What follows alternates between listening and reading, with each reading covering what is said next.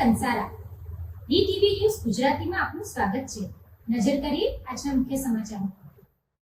અંકલેશ્વર ઉમરવાડા જવાના રોડ પર goods train ગરનાળા નીચેથી શહેર એ ડિવિઝન પોલીસે કારમાંથી એમડી ડ્રગ્સનો જથ્થો મળી કુલ 3.76 લાખના મુદ્દામાલ સાથે 3 ઈસમોને ઝડપી પાડ્યા હતા। જ્યારે એમડી ડ્રગ્સનો જથ્થો આપનાર ઈસમને વોન્ટેડ જાહેર કરી વધુ તપાસ હાથ ધરી છે।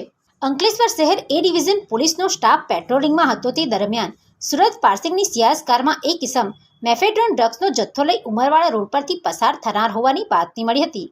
જે મળેલી બાતમીના આધારે એ ડિવિઝન પોલીસે ઉમરવાડા જવાના રોડ પર ગુડ્સ ટ્રેનના ગરનાળા નીચે વોચ ગોઠવી હતી।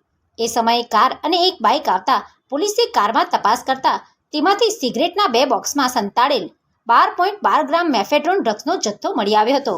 પોલીસે રૂપિયા 36,000નો મેફેડ્રોન ડ્રગ્સ અને એક બાઇક, કાર તેમજ 3 ફોન મળી કુલ 3,76,000નો મુદ્દામાલ કબજે કર્યો હતો।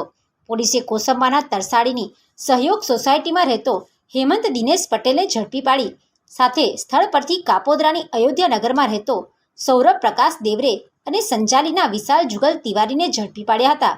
પોલીસે હેમંત પટેલની પૂછપરછ કરતા આ જથ્થો તે ગુજરાત હાઉસિંગ બોર્ડ ખાતે રહેતો અક્ષય ઉર્ફે સની ઠાકોર પાસેથી લાવી સૌરભ પ્રકાશ દેવરે અને વિશાલ જુગલ તિવારીને છૂટક વેચાણ આપવા આવ્યો હોવાની કબૂલાત કરી હતી।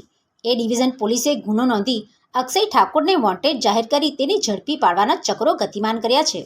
Pintu Modi, DTV news, Ankleshwar.